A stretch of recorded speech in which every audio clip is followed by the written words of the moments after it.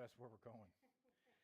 And the Lord spoke to Moses and Aaron, saying, "Speak to the children of Israel and say to them, when any man has a discharge from his body, his discharge is unclean." So, we're kind of wrapping up this section on discharges.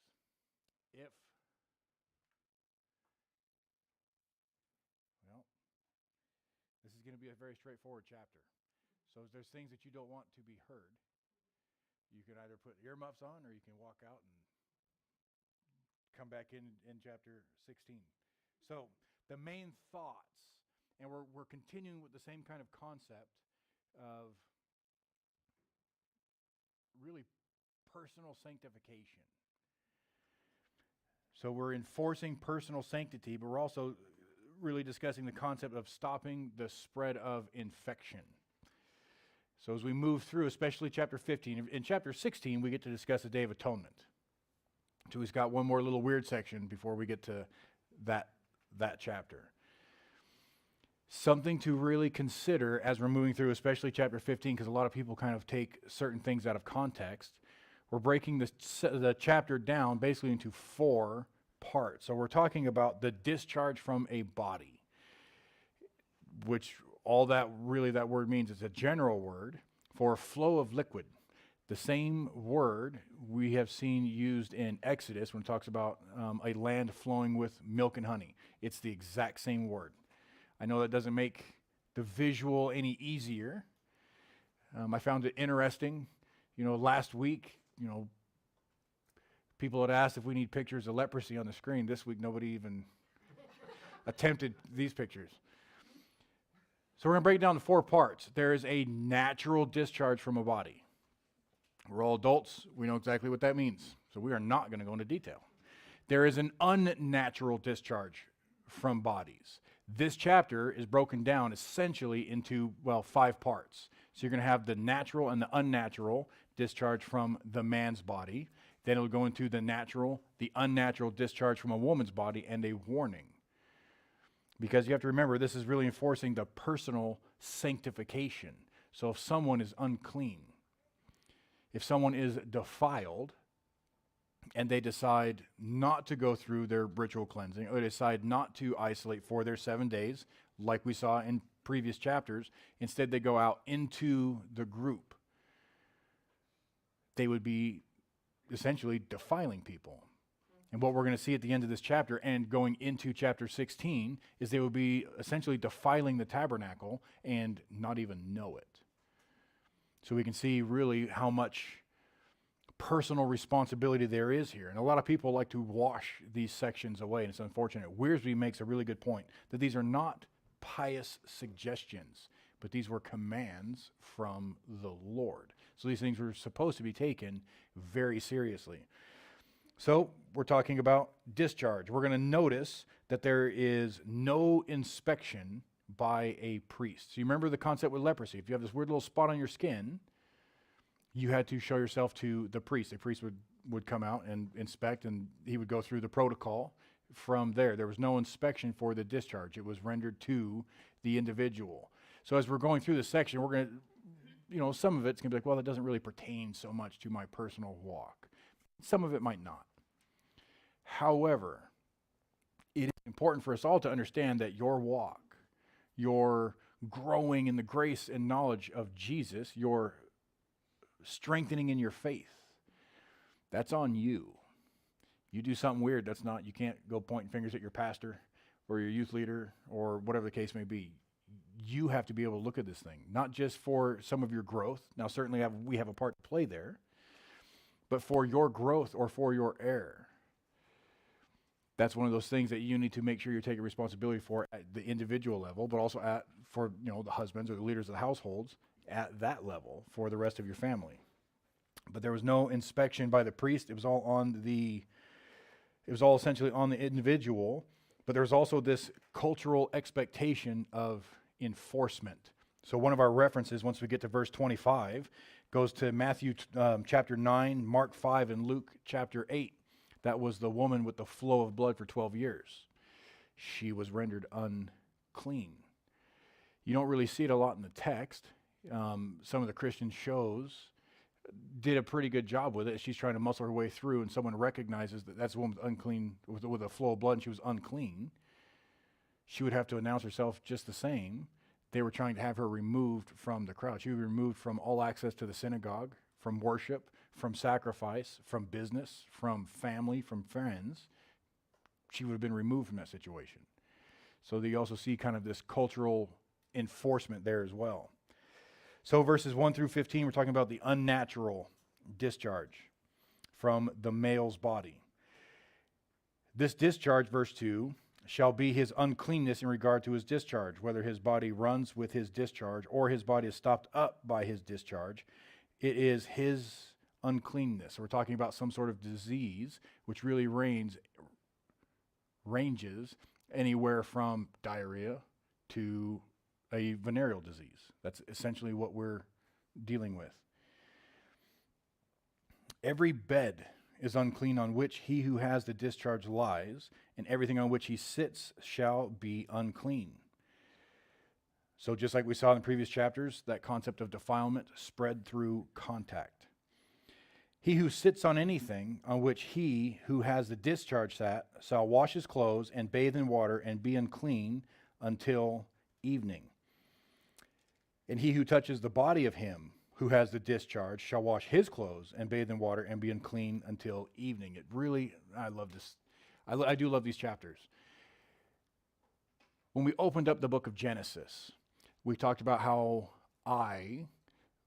during my personal studies, sometimes like to break the Bible down into 5 groups because it helps me kind of look for Jesus in the pages. The Old Testament, so the first 39 books, would be preparation for the Messiah. So when you're seeing things like these, especially when we get into chapter 16, but I won't get into that too much, we see here that if you are unclean and you touch a clean person, you make that person unclean. We understand kind of how that works. But if you're a clean person and you touch an unclean person, that person doesn't become clean. You become unclean. But in Luke chapter 5, verses 12 and 13, Jesus dealing with the leper. Jesus is able to touch the leper and Jesus not be rendered unclean. So we can see even just tucked away here, the need for Jesus. Verse 9, any saddle on which he who has a discharge rides shall be unclean. Whoever touches anything that was under him shall be unclean until evening.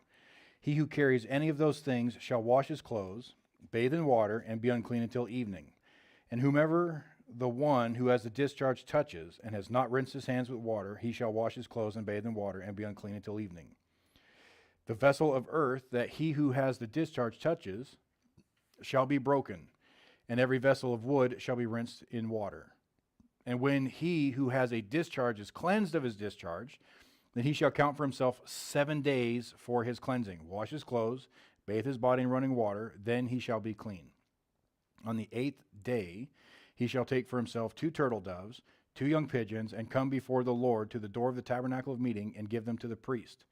Then the priest shall offer them, the one as the sin offering, and the other as a burnt offering. So the priest shall make atonement for him before the Lord because of his discharge. If any man has an emission of semen, then he shall wash all his body in water and be unclean until evening. So now we're seeing the difference, and we're going to see the difference as we go into the next couple of verses, between a ceremonially unclean and a morally unclean. Here you notice he's still offering the sin offering and the burnt offering. One putting him essentially back into good standing with the Lord, and the other one as a renewed dedication or devotion to God. That's what we're talking about with the sin offering and the burnt offering. And then verse 16 brings us into another section, talking about more of the discharge from men, dealing with either accident or through intercourse. Let's finish breaking those down in 17 and 18. And any garment and any leather on which there is semen, it shall be washed with water and be unclean until evening. Also, when a woman lies with a man, and there is a emission of semen, they shall bathe in water and be unclean until that evening. So a lot of people really look at this passage to try and put down a gift that was given by God to the couple in marriage. saying, well, it's bad. That's not what the writer is saying. He's not saying they're morally unclean. But we do have a ceremonially uncleanness. You notice here that there is no offering. There's no burnt offering. There's no sin offering. So they're not saying, essentially, there's sin in the marital union, but there's a couple of considerations. First is probably to prevent a physical or a spiritual corruption, something that we do try and sneak in. We know in the book of Hebrews it tells us the marriage bed is undefiled. So no offering, but they do still have to be cleansed. You have to remember what they're largely dealing with is preventing the spread of any kind of infection. So we can really see kind of the root of that thing, but also kind of point something else out. That do we consider God in our marriages? Do we consider God in our relationships? The Bible, and we are not going to get into it this evening, but if you want like one of our premarital workbooks that we always do with premarital counseling, the Bible has a lot to say about sex and marriage, quite a bit of it. And it always makes for a fascinating study with generally young individuals that have never actually considered it. It's also interesting to have the conversation, in a sense, with people that have been married for a long time. We do understand that the covenant of marriage was created and instituted by God. It's His thing. I think technically speaking, it's the first covenant instituted in the Bible. We also know that in the church, just worldwide, but especially in the churches, marriages come under such attack and such fire because of the way that it divides the house, hurts testimonies, hurts hearts, and leaves people scarred, wounded, and hurt. Do we allow the Lord into the intricacies? We want God in our life and our work. We want the Lord in our lives and our homes for the raising up of our children, in the work of our hands. But do we understand that God has absolutely a place in even those intimate things in our relationships? Verse 19.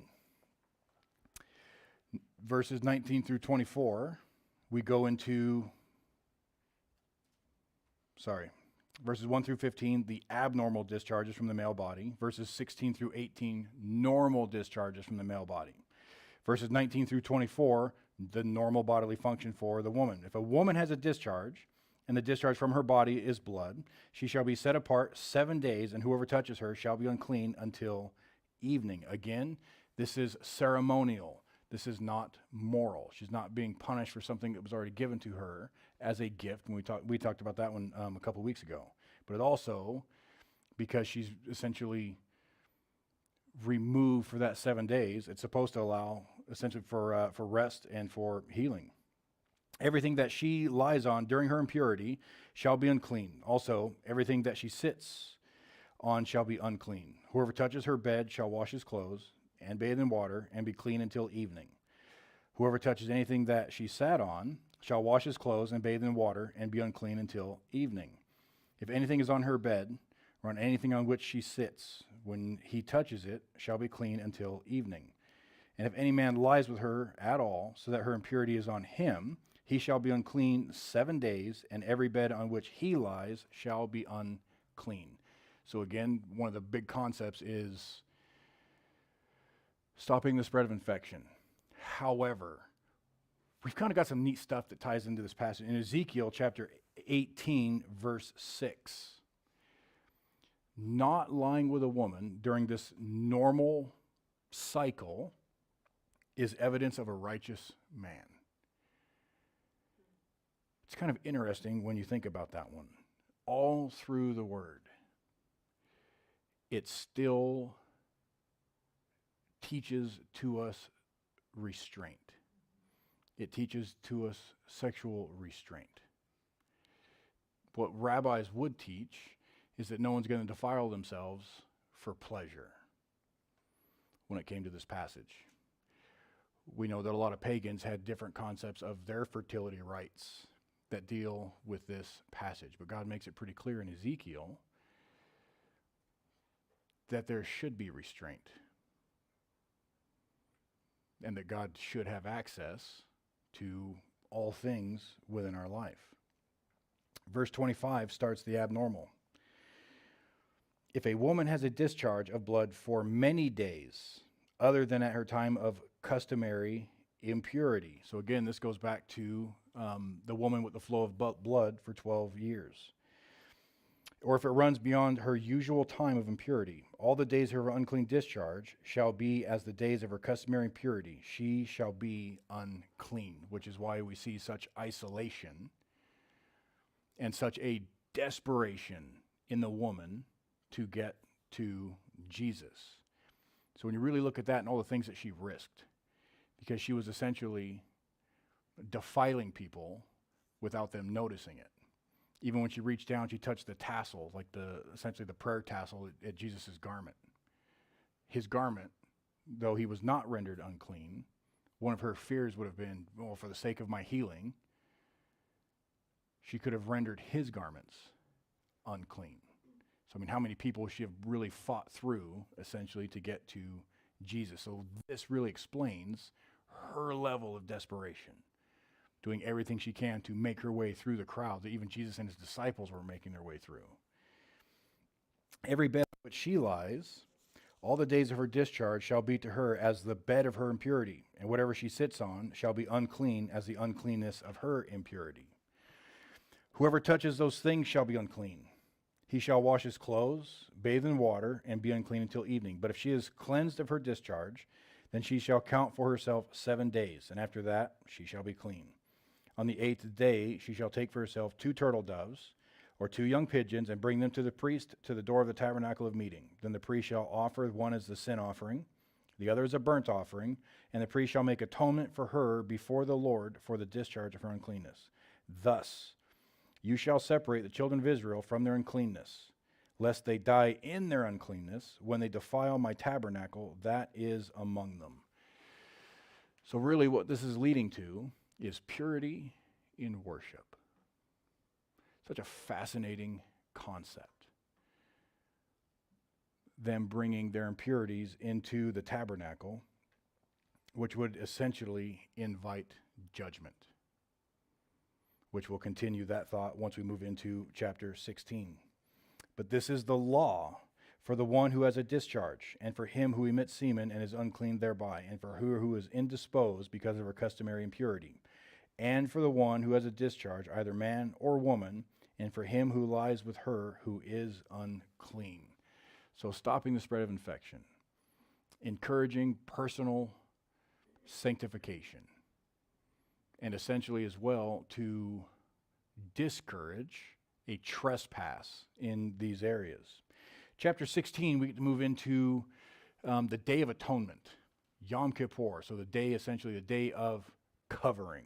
That one day a year that takes place right before the Feast of Tabernacles or the Feast of Booths, and they'll give you the date as we move through. But chapter 16 again demonstrates to us, and we'll kind of break it down a little bit.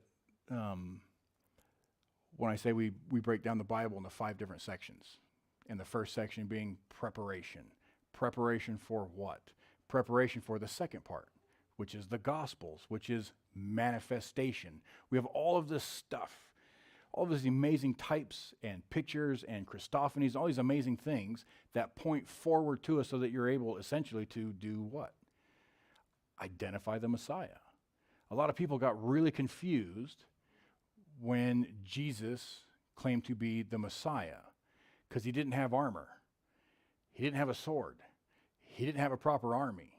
What they were really readying for was someone to remove the Romans, to gather Israel back together, and they would be in their land, and essentially all the Gentiles would be thrown out of it. So we have all of these interesting things that really point to Jesus as the Messiah. So now we have this Day of Atonement, which is going to teach us a couple of things. The first big one is in Hebrews chapter 9, verse 22, that without the shedding of blood, there can be no remission of sins.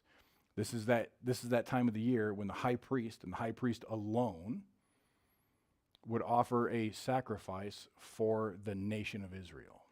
So let's break into that one. Now the Lord spoke to Moses after the death of the two sons of Aaron, when they offered profane fire before the Lord and died. So that we went through a number of weeks ago in chapter 10. In chapter 9 of Leviticus, we had essentially the commencement ceremony. They received the law, they had received instructions, they received their garments, the tabernacle was built, they were ready to start the sacrificial system. And in chapter 9, you see the sacrificial system going without a hitch.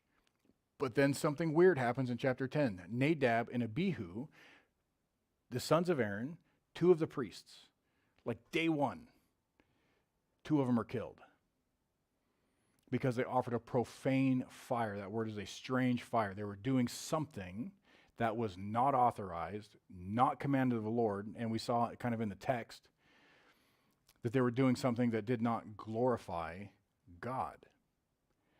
That would make you nervous. Day one of something, whatever, any kind of job.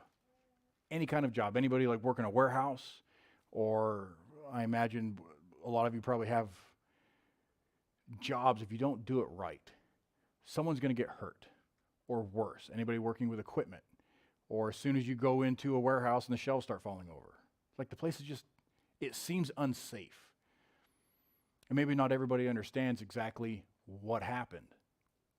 So they might be in consideration of, can we go back in there? You have to remember, this is still them receiving some of that instruction. Can we go back in there without dying?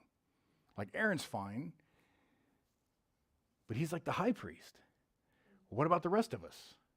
2 out of 4, like day one, 50%, like they're losing priests. So essentially what we're seeing is the Lord addressing that. This is a really powerful chapter. This is a fantastic chapter, and it would have been for the priests as well. But God is essentially explaining the proper way to come before him. And for starters, we're going to go with God's timing, God's way, and it's only the high priest that can go in and offer it once a year. So the Lord said to Moses, "Tell Aaron your brother not to come at just any time into the holy place, inside the veil, before the mercy seat which is on the ark, lest he die. For I will appear in a cloud above the mercy seat." So he couldn't just go in there anytime he wanted to. God had a prescribed method for worship. And I would say that the church, obviously not in this exact method, but do we have kind of the same mentality when we come in and we worship the Lord? Do we have that seriousness about us? I'm not saying that Christians should be all staunch and like never smile and never laugh and everybody should just look all sad and gaunt all the time. No. But truly, are we trying to glorify the Lord when we come in to worship? So the first thing that God tells him, he can't just come in any time that he wants to. He's going to die. If he steps in and he's just getting full bore of the glory of the Lord, he's going to perish. "Thus Aaron shall come into the holy place with the blood of a young bull as a sin offering, and of the ram as a burnt offering, brought near by the blood. He shall put the holy linen tunic and the linen trousers on his body. He shall be girded with a linen sash, and with the linen turban he shall be attired. These are holy garments, therefore he shall wash his body in water, then put them on." This is neat. Because you remember in Exodus chapter 28, the garments for the high priest rendered, how do they put it? Glory and beauty. Between the ephod and the breastplate, the turban that had its plate on it, like it was very beautiful. And it was designed to be that way. He's not wearing that here. So any other time he's rendering sacrifices, he is to be in his full priestly garb. However, for the Day of Atonement, this high and holy day for the Israelites, when Aaron goes in to render the sacrifice, he's not going to have on that garb. A different priestly garb, putting on a garb that was made for him and provided for him, not something he did himself. We do remember that in Exodus. But it's not the beauty and the glory kind of rendering garments. It's something quite a bit more humble.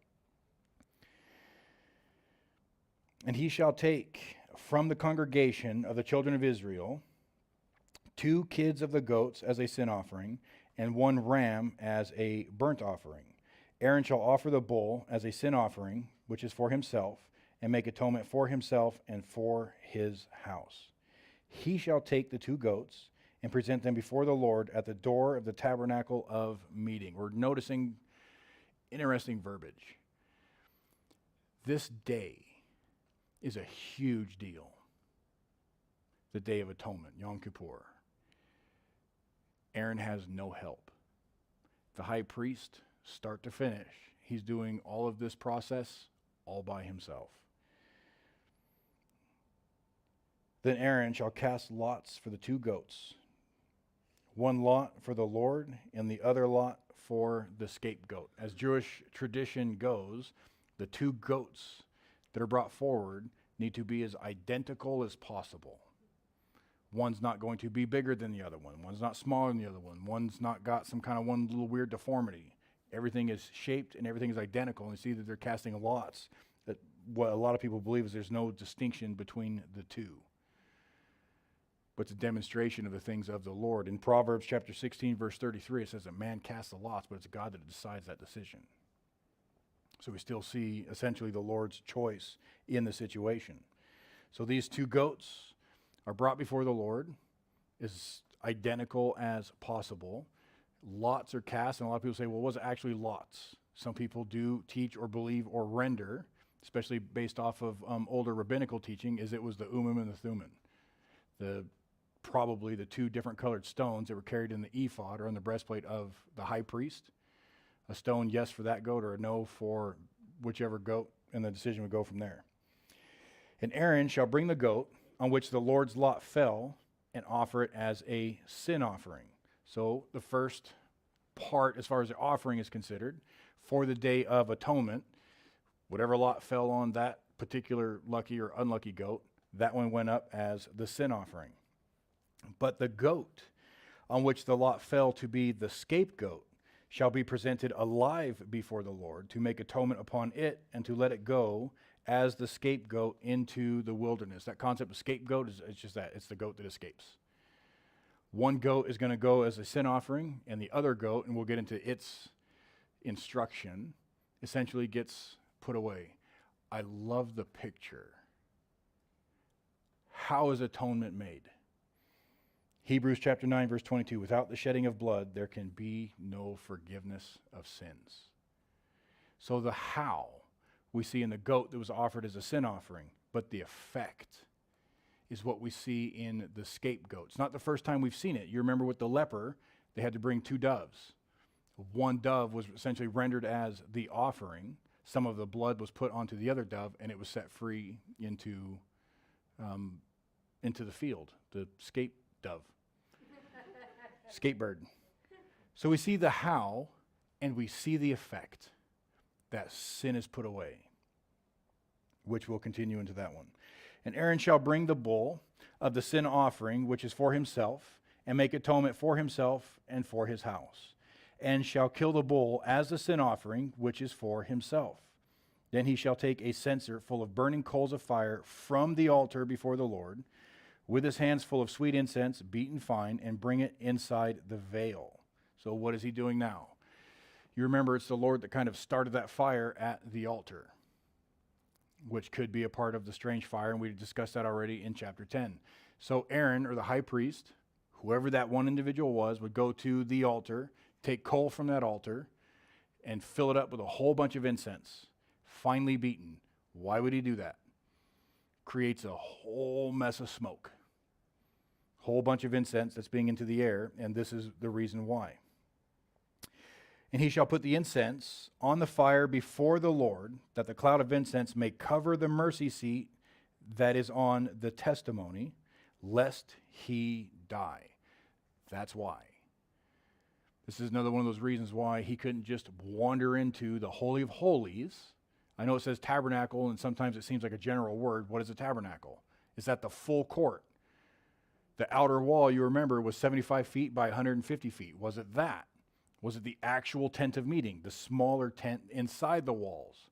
Or are we talking about the Holy of Holies? Here, we're talking about the Holy of Holies, what is behind the veil, where the Ark of the Covenant of the Testimony and the mercy seat are. If he goes back there anytime he wants, and the glory of the Lord is there in full exposure, it would kill the high priest. So if he goes in with an incense, putting off a whole bunch of smoke, essentially what that's doing is shielding him from full exposure, which is why this thing's putting off so much smoke. Because if he didn't, him going back there, he would die. It is not biblical. Like, it's not in the biblical text, but older rabbinic teachings. You remember the garments, this part is biblical. The garments at the bottom of the high priest's garment was the bell and the pomegranate, the bell and the pomegranate. So every time he's moving around doing the bit inside the tabernacle, you could hear the high priest jingling everywhere he went. So while it does render something for an accountability, it does demonstrate that the high priest is doing what he's supposed to be doing and not sleeping on a job. What a lot of people would teach is that a string or a rope would be tied to the foot. Again, not biblical, but older rabbinical teachings. They would tie a string to the foot so when they stopped hearing the bells, when anybody else would stop hearing the bells, it's because the high priest misstepped, did something he shouldn't have, and he was killed. So they'd be able to drag him out with the rope. They're given very specific instructions for worship. Verse 14, he shall take some of the blood of the bull and sprinkle it with his finger on the mercy seat and on the east side, and before the mercy seat he shall sprinkle some of the blood with his finger 7 times. Then he shall kill the goat of the sin offering, which is for the people, bring its blood inside the veil, do with that blood as he did with the blood of the bull, and sprinkle it on the mercy seat and before the mercy seat. So he shall make atonement for the holy place because of the uncleanness of the children of Israel, because of their transgressions, all their sins. And so he shall do for the tabernacle of meeting, which remains among them in the midst of their uncleanness. It seems weird that it being the tabernacle and all of this stuff being done ceremonially for the cleansing of the sins of the people. But now we see it as well for the tabernacle. Why? We have a couple of different things. If you move back to verse 31 of chapter 15, lest they die in their uncleanness when they defile my tabernacle, which is among them. You have some that are trying to essentially come to the tabernacle, or have come to the tabernacle, unclean, rendering things unclean. We see this cleaning process, this sanctification process, not just for the tabernacle, but for like the utensils. We covered all that one in the last several chapters. But he also goes into the uncleanness of the children of Israel for their transgressions and for their sins. That word for transgression is just an interesting one. It's pesah in the Hebrew, and it's a breach in relationship, or it's a breach in a covenant. It's a covenant or a treaty violation. A lot of people render that word as being the most grievous of words describing the sins of somebody, doing something wicked, intentional to break that treaty or that relationship agreement. So he's offering it for them and for the tabernacle. Why else for the tabernacle? What happens if you're prone to stumbling a lot, intentionally or otherwise? And you have to offer a burnt offering or a trespass offering several times. Your herd's going to get a little thin. So a lot of people, instead of rendering to the Lord, they're going to decide to come to the tabernacle without the proper offering. So we have that concept as well. There shall be no man in the tabernacle of meeting when he goes in to make atonement in the holy place, until he comes out, that he may make atonement for himself, his household, and for the assembly of Israel. Again, Aaron, or whoever the high priest is, they're doing all of it start to finish, all by themselves. And he shall go out to the altar that is before the Lord, make atonement for it, and shall take some of the blood of the bull and some of the blood of the goat, and put it on the horns of the altar all around. Then he shall sprinkle some of the blood on it with his finger 7 times, cleanse it, consecrate it from the uncleanness of the children of Israel. And when he has made an end of atoning for the holy place, the tabernacle of meeting, and the altar, he shall bring the live goat. Aaron shall lay both his hands on the head of the live goat, confess over it all the iniquities of the children of Israel, all their transgressions, concerning all their sins. That concept of confession is the admission of guilt. That's one of the hard parts. We're going to come back to that one at the end. But to admit how unclean, not just everybody. It's easy to admit how unclean everybody else is. It's easy to try and cast aspersions or point the finger. We see Jesus saying quite a bit about it in the Gospels. But he would also have to confess his sins, that admission and that agreement of guilt, that agreement of trespass. And he'll put them away putting them on the head of the goat, and shall send it away into the wilderness by the hand of a suitable man.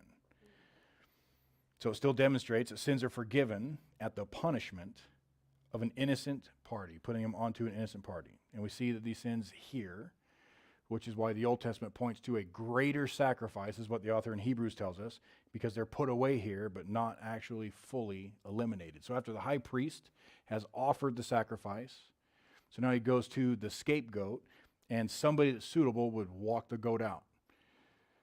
As older teachings go, once they got to Jerusalem, and they still had to go through this process, that Day of Atonement, somebody would have to walk the goat outside the city of Jerusalem 10 miles.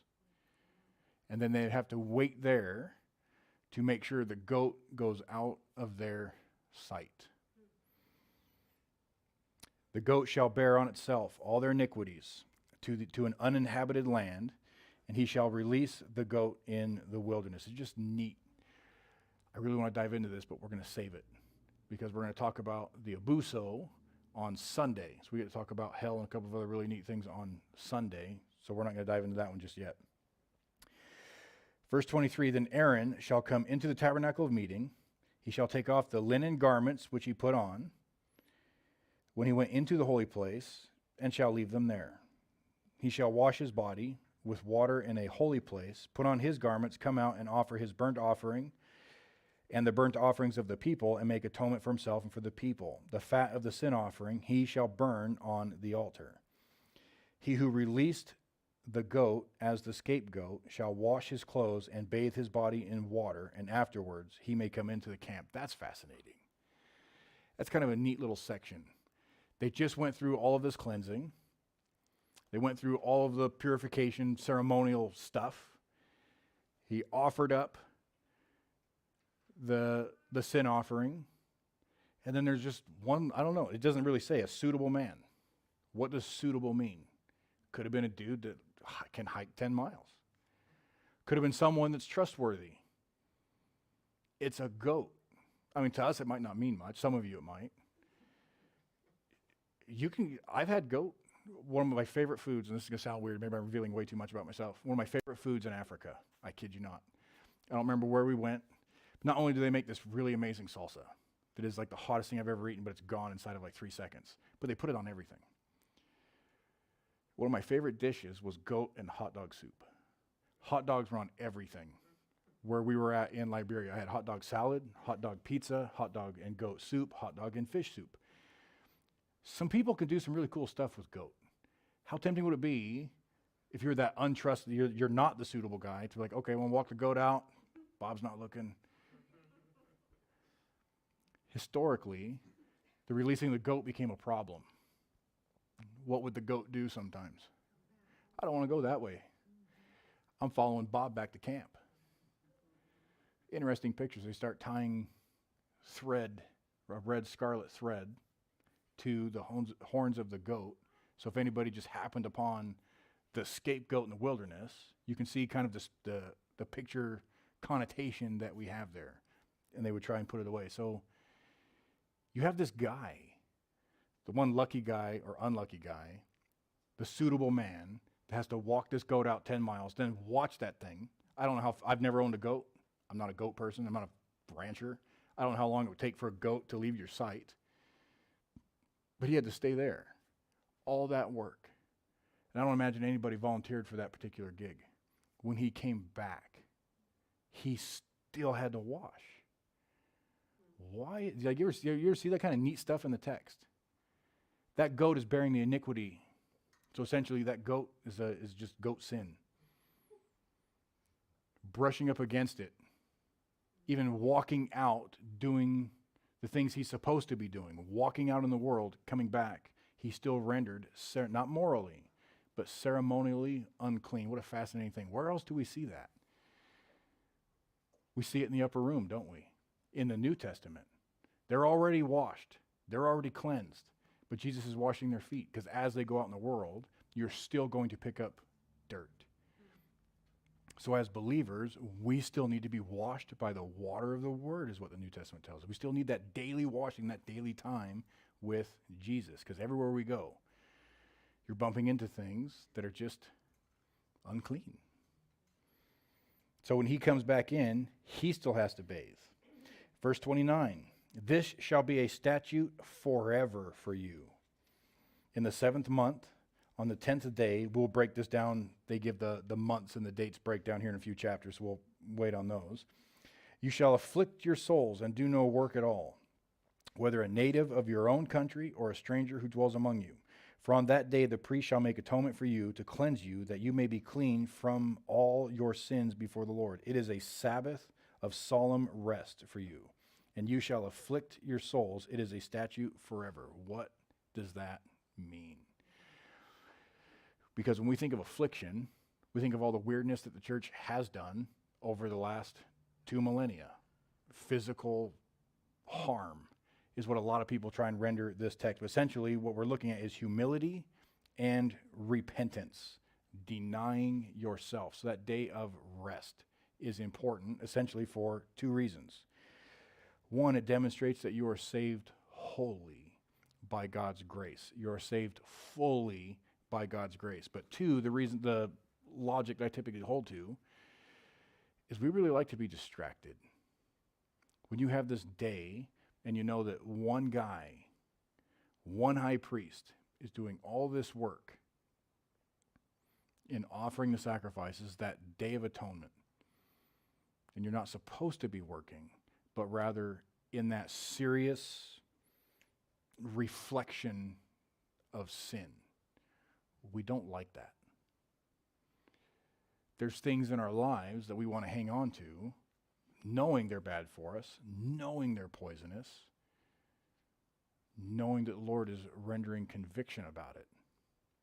It's one of the neat things about being a Christian, about being a follower of Christ. We have that Holy Spirit that is making us look more like Jesus moment to moment.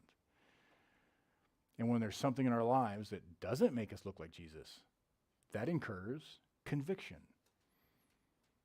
But we have a hard time hearing the Spirit anymore because we keep ourselves plenty busy with work. How many people can be idle for an hour? How many people can just sit and binge watch TV for 6 hours? You start to get restless. Like you got to do stuff. Before too long, you don't even know what's playing on the television anymore or what anybody else is doing because you're already involved into your own work. So it was called to be a very serious day, as they are probably fasting, denying themselves, and being serious about the concept of what the day is for. And the priest who is anointed and consecrated to minister as priest in his father's place shall make atonement and put on the linen clothes, the holy garments. Then he shall make atonement for the holy sanctuary, and he shall make atonement for the tabernacle of meeting and for the altar, and he shall make atonement for the priests and for all the people of the assembly. This shall be an everlasting statute for you, to make atonement for the children of Israel for all their sins once a year. And he did as the Lord commanded Moses.